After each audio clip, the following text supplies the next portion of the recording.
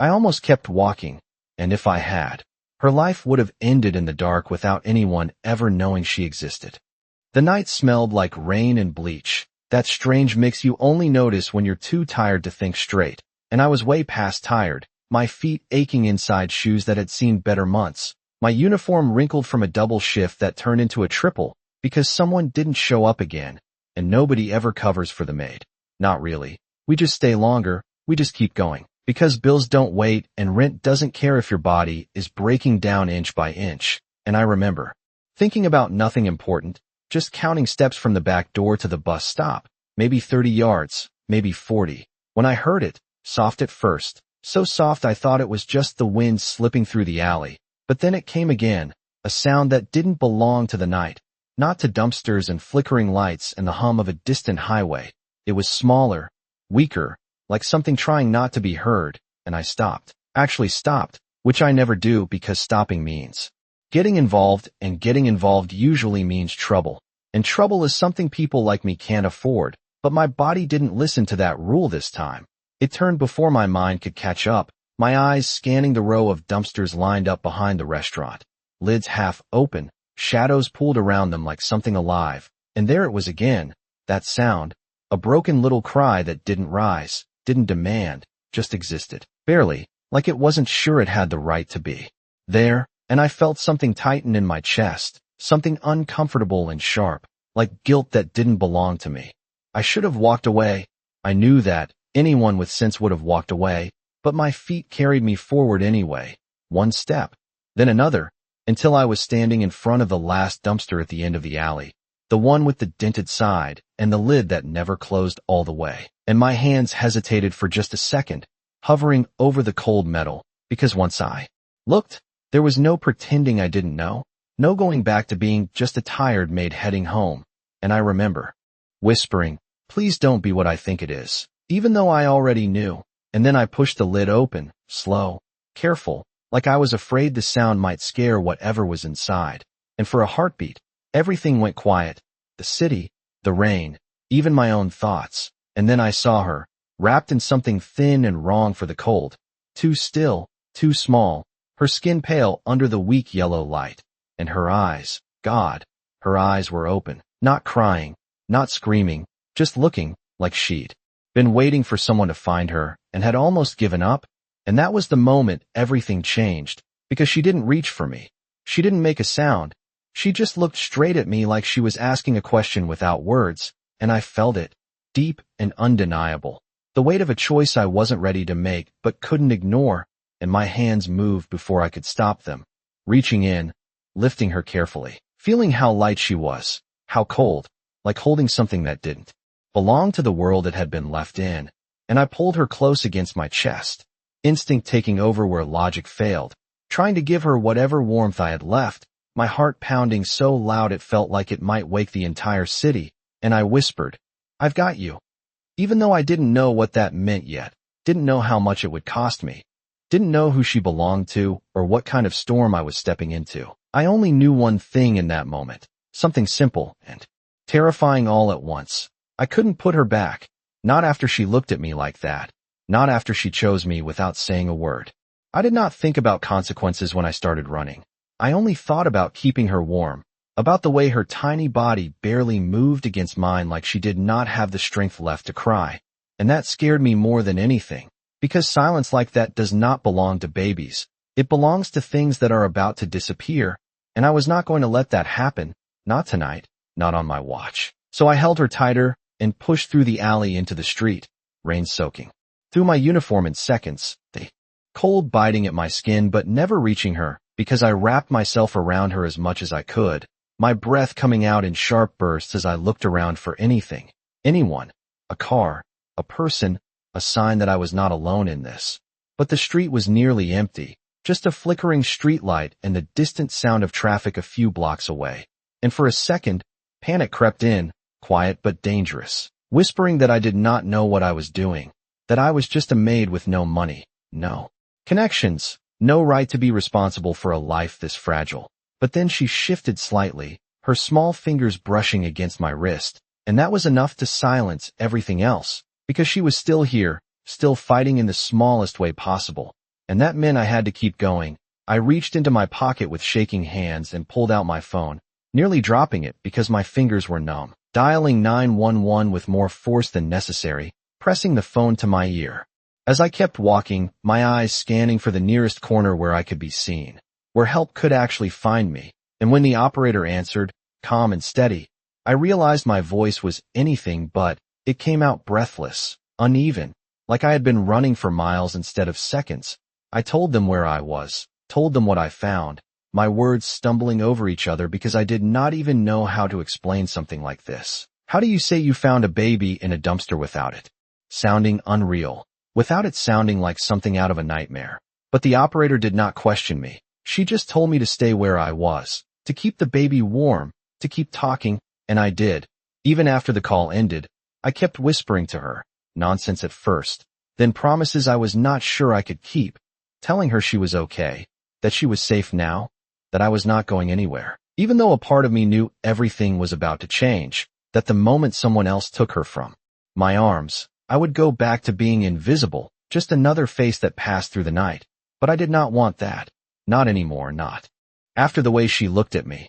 And I realized something then. Standing under that broken streetlight with rain dripping down my face, and her small heartbeat pressing weakly against my chest. I had already crossed a line I could not uncross. I had already chosen her, and whether I liked it or not, that choice was going to follow me into whatever came next. And then I heard it, sirens in the distance, growing louder, cutting through the quiet like a promise, and I should have felt relief. I should have felt like help was finally here, but instead, something else settled in my chest, something heavier, something that felt a lot like fear, not of losing her, but of who she might belong to, because babies like this do not end up in places like that by accident. And whatever world had let this happen was not a world that let go easily. And as the flashing lights reflected off the wet pavement and the ambulance pulled up in front of me, I tightened my hold on her just a little more, like I was already preparing myself for the moment someone would try to take her away. And for the first time in a long time, I was not sure I would let them. The doors of the ambulance closed with a hollow thud that echoed louder than it should have, like something final, something that separated whatever I had just stepped into from the life I knew before, and I sat there on the narrow bench, still holding her even as the paramedic gently tried to guide her into his arms, my fingers tightening instinctively, because letting go felt wrong in a way I could not explain. But he spoke softly, calm and practiced, telling me they needed to check her vitals, that they would take care of her, and I forced myself to nod, slowly loosening my grip as he wrapped her in a thick thermal blanket, the kind that crinkled with every small movement. And for a second I felt empty, like something had been pulled out of me too quickly, leaving behind a space I did not know how to fill. But my eyes never left her, not even when they placed her on the stretcher. Not even when another paramedic asked me questions I barely processed, my name, what I saw, where I found her. The details came out automatically, like I was reciting something I had memorized instead of something I had just lived. And the entire time, I watched the rise and fall of her tiny chest, counting each breath without realizing it. 1, 2, 3. Like if I stopped counting, she might stop too. And I was not ready for that kind of silence again. Not after hearing her cry in the dark. The siren started, loud and urgent. But inside the ambulance, everything felt strangely muted, like the world had narrowed down to just this small space, just this fragile life wrapped in silver and white. And me, sitting there soaked and shaking, trying to understand how a normal night had turned into something that felt bigger than me, bigger than anything I had ever dealt with before. And then I noticed it, something small, almost hidden beneath the edge of the blanket, a bracelet, delicate and clean, nothing like the rest of her situation. And it did not make sense, not with where I found her, not with how she had been left. And I leaned in slightly, my eyes focusing despite the dim light, reading the tiny engraving etched into the metal, 3 letters, clear and intentional, LR. And something about that made my stomach tighten, because this was not random, this was not careless, this was a child who belonged somewhere, to someone who had the means to mark her, to claim her. And the realization settled in slowly but heavily, like a weight pressing down on my chest. Whoever she belonged to was not going to be ordinary, and people like that do not lose things like this without consequences. The ambulance slowed as we pulled into the emergency entrance of the hospital. Lights brighter than anything outside. Nurses already waiting. Doors opening before the vehicle fully stopped. Everything moving quickly but with purpose, and I followed without being told, stepping out into a world that felt too clean, too controlled compared to the alley I had just left behind. They wheeled her inside, voices overlapping, instructions being given, machines beeping softly in the background, and I stayed close enough to see her, close enough to make sure she was still there, even when someone finally turned to me and said I could wait outside, that they would take care of her. From here, and I should have listened. I should have stepped back and let the system do what it was designed to do, but my feet did not move, my body refusing to create distance between me and the only thing that felt real in that moment. And I heard myself say it before I could stop it, quiet but firm. I am not leaving. And the nurse hesitated, just for a second, like she was deciding whether to argue or not. But something in my voice must have convinced her, because she simply nodded and stepped aside, letting me stay, letting me exist in that space where I did not belong. And as I stood there watching them work, watching her small form surrounded by people and equipment, I felt it again, that same quiet certainty that had stopped me in the alley, the same feeling that told me this was not over, that this night was not just a moment, it was the beginning of something I could not yet see, something that was already moving toward me whether I was ready or not, and I did not know.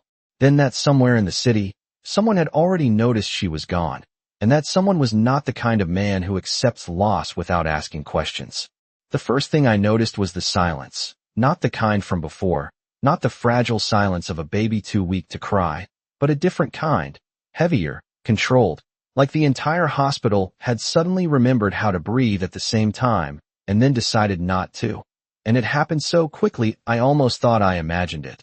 The nurses who had been moving with quiet urgency slowed, their voices dropping, their eyes shifting toward the same direction down the hallway, and I followed their gaze. Without thinking, my heart picking up in a way that had nothing to do with running or fear of losing her. This felt different, sharper, like standing too close to something powerful you could not see yet. And then I heard it. Not loud, not aggressive, just footsteps, steady and deliberate, each one landing with a confidence that did not need to announce itself. And for some reason, that was what unsettled me the most. Not noise, not chaos, but control, the kind that fills a room without asking permission. And when he finally appeared at the end of the corridor, I understood why everyone had gone quiet. He did not look around like someone searching. He walked like someone who already knew exactly where he was going, tall, composed, dressed in a way that made the sterile hospital lights feel out of place against him, like he belonged somewhere far more polished, far more dangerous, and the people behind him moved differently too, not like visitors, not like family, but like extensions of him, matching his pace without speaking, without hesitation, and I felt it then, that shift in the air, subtle but undeniable, like the rules of the room had just changed without anyone saying a word, and I should have stepped back, should have blended into the background like I always do, invisible, unnoticed, but I did not move, because she was still there, just a few feet away, surrounded by machines and soft voices, and something inside me refused to create distance between us, not now. Not when everything suddenly felt uncertain again.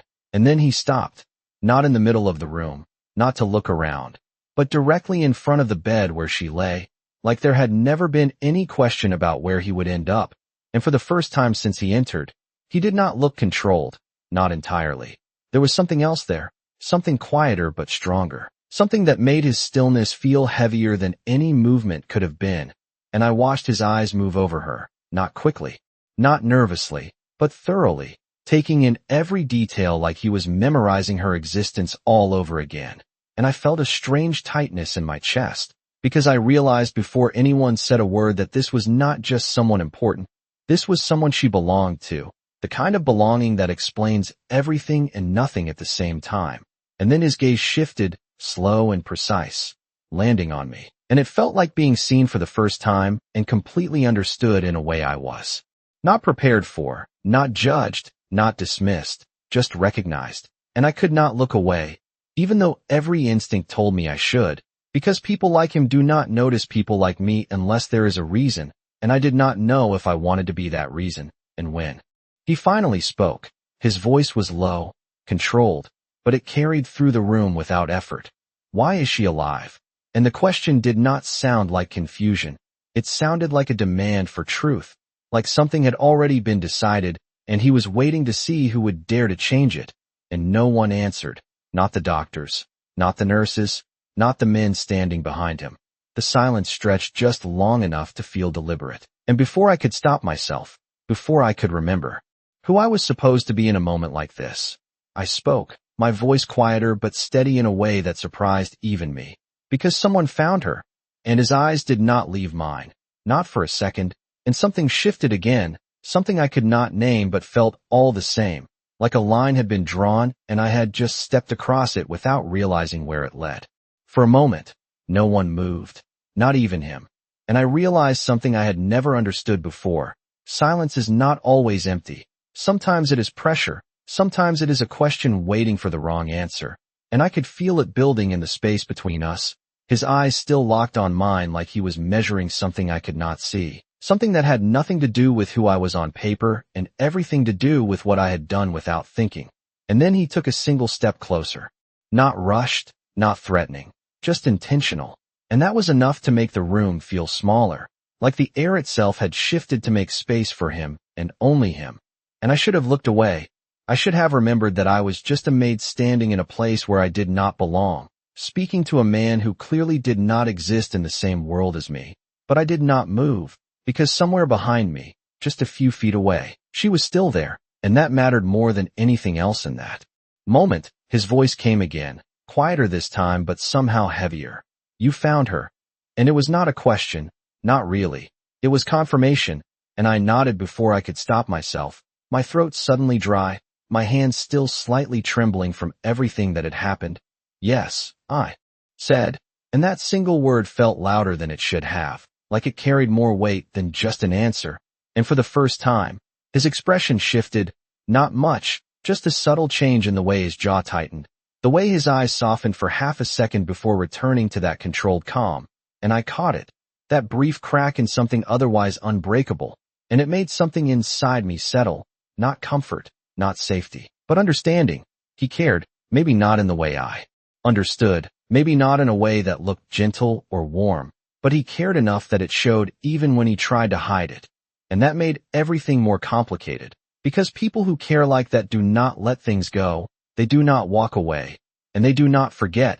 His gaze shifted past me for a moment, back to her, and I followed it instinctively, watching as one of the nurses adjusted the blanket around her, careful, respectful, like even they understood that she was not just another patient. And when he spoke again, it was not to me, not exactly, but I felt the words all the same. She should not have been there. And there was something in his tone that made it clear this was not just a statement. It was a fact that did not fit into the world as he knew it.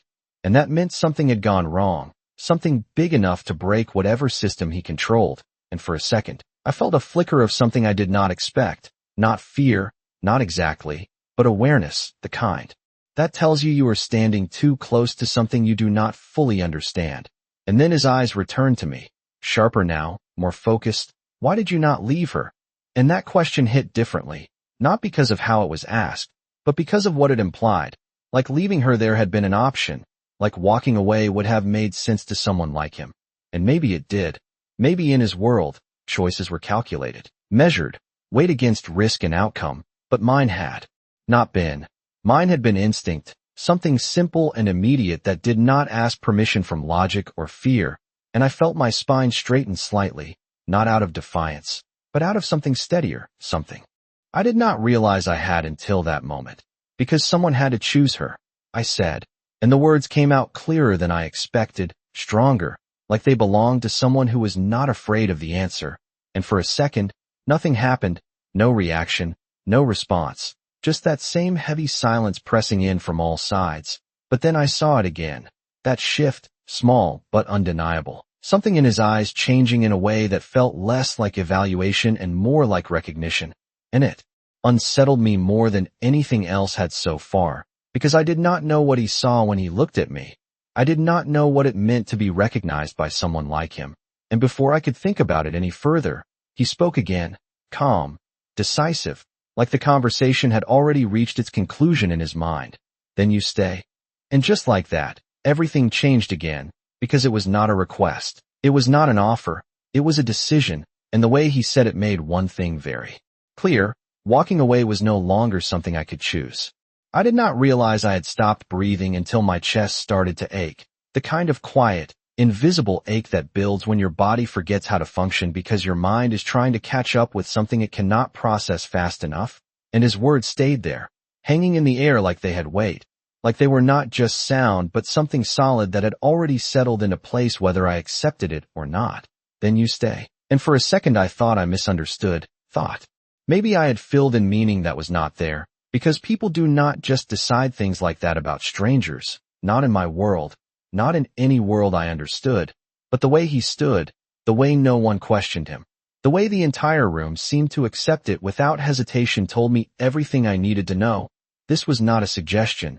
This was not something I could politely refuse and walk away from. This was the kind of statement that changed direction, and I felt it, that shift. Beneath my feet, like the ground I had been standing on my entire life, had just moved slightly without warning, and I swallowed, forcing my voice to work even though it felt tight, unfamiliar. I have a job, I said, and the words sounded small compared to everything else in the room. But they were real. They were the only thing I had that still connected me to who I was before tonight. And for a brief second, I thought that might matter, that maybe he would hear it and understand that I was not someone who could just disappear into whatever world he came from. But he did not react the way I expected. He did not dismiss it. He did not argue. He simply looked at me like I had said something irrelevant, not wrong, not foolish, just unnecessary. And that somehow felt worse, because it meant my reality did not conflict with his. It simply did not register at all. You had a job, he corrected, his voice calm, steady, like he was adjusting a detail that did not quite fit, and I felt something inside me tighten. Not fear, not exactly, but resistance, the kind that comes when someone tries to rewrite something that belongs to you. And I shook my head slightly before I could stop myself. You cannot just decide that, I said, and the moment the words left my mouth, I felt it, the subtle shift in the room again, not dramatic, not loud, but present. Like I had stepped slightly outside the invisible line everyone else was careful not to cross. And yet, he did not react the way I expected.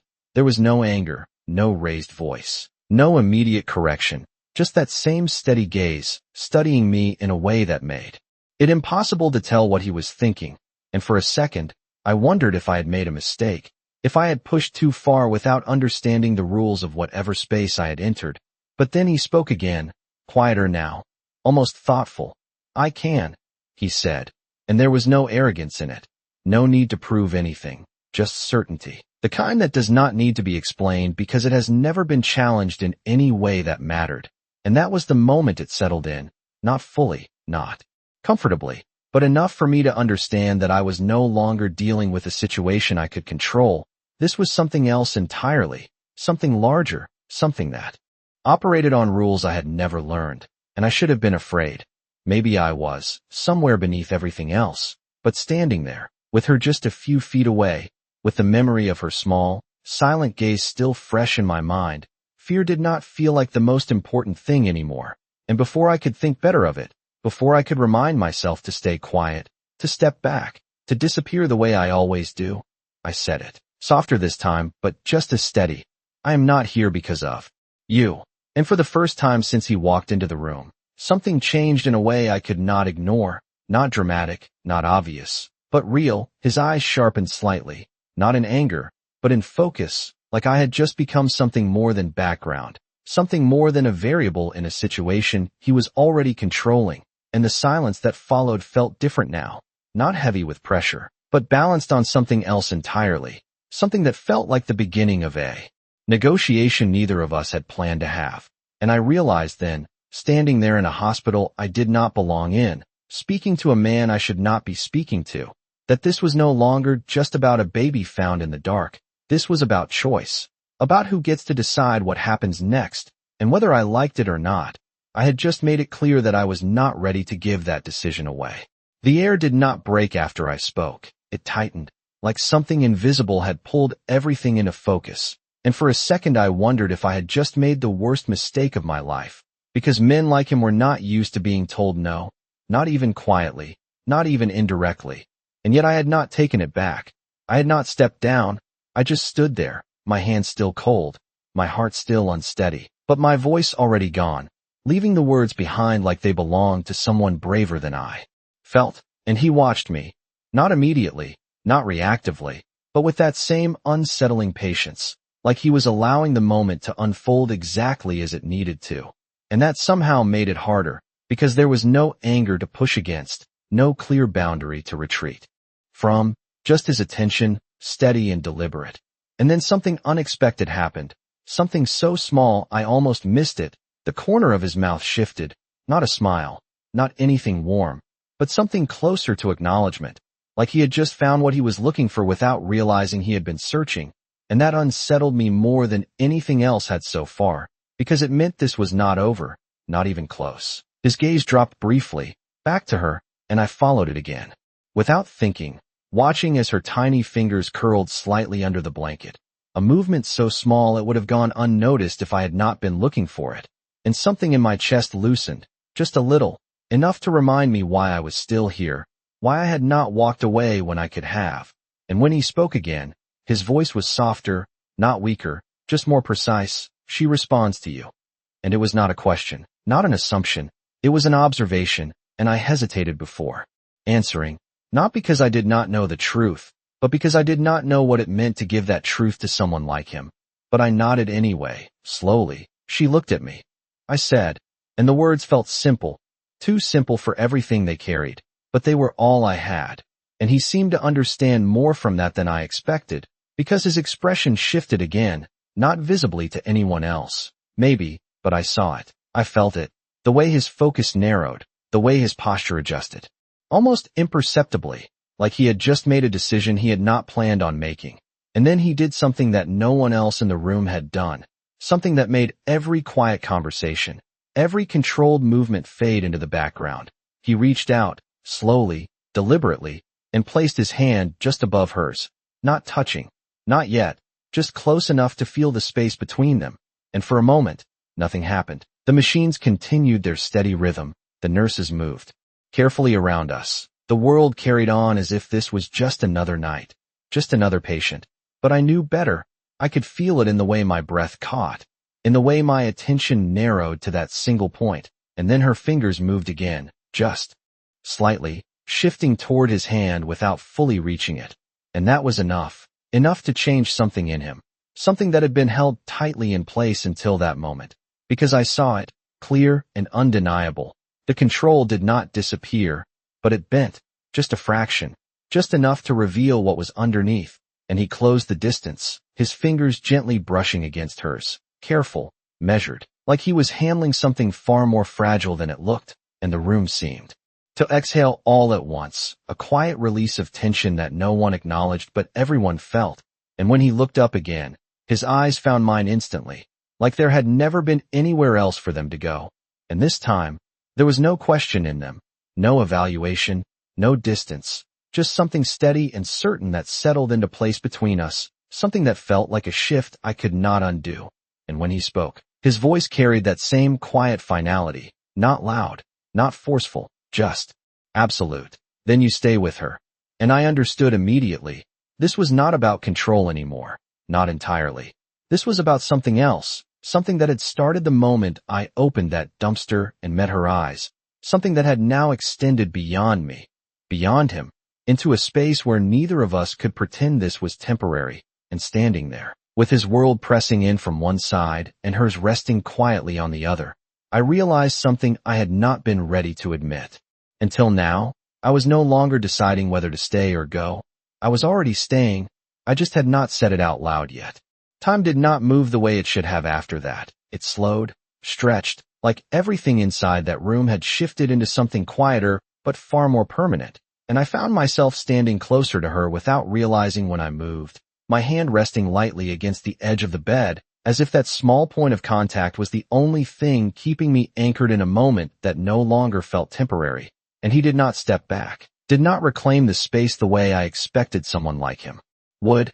Instead, he stayed exactly where he was, his presence no longer overwhelming in the same way, still powerful, still controlled, but now it felt focused, narrowed to this one place, this one child, and somehow, that made everything else fade, the noise, the tension, even the people moving around us, until it felt like there were only 3 of us in that room, connected by something none of us had planned, and I realized then that the fear I had been holding on to, the quiet instinct to step away, to protect myself by creating distance, it had changed, not disappeared, but shifted into something else, something steadier, something that felt less like running and more like standing.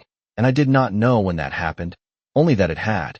And when I looked at her again, really looked this time, I noticed things I had missed before, the way her breathing had evened out slightly, the faint color returning to her skin, the small rise and fall that no longer felt like it might disappear if I blinked, and I let out a breath I did not realize I had been holding, my shoulders lowering just a fraction, and for the first time since the alley, I allowed myself to believe she was going to be okay. And that thought should have been enough.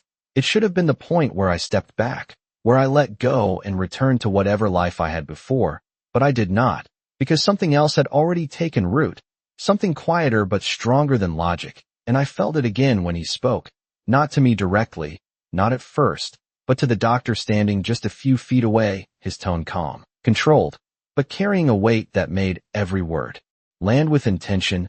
She stays under my protection, and it was not phrased as a request, not framed as a discussion. It was a statement that rearranged the situation around it, and I watched the doctor hesitate, just slightly, like he was calculating what that meant, what it implied, and then he nodded, because people like him do not argue with people like that, not when the outcome is already decided. And I felt that same shift again, the one that had been following me since the moment I opened that dumpster, growing stronger, more defined, like the edges of something I could not yet see clearly. And then his attention returned to me, not abruptly, not sharply, just naturally, like it had always been, meant to land there. And for a second, neither of us spoke, the silence between us no longer heavy, no longer uncertain, but filled with something else, something that felt like understanding, not complete, not comfortable, but real. And when he finally did speak, his voice was lower now, almost quiet, but it carried more weight than anything he had said before. You chose her. And I felt it again. That same steady pull in my chest, that same certainty that had guided me from the alley to this moment. And I nodded, because there was no point pretending otherwise, no point trying to step back from something I had already stepped into. Yes, I said, and this time, the word did not feel small.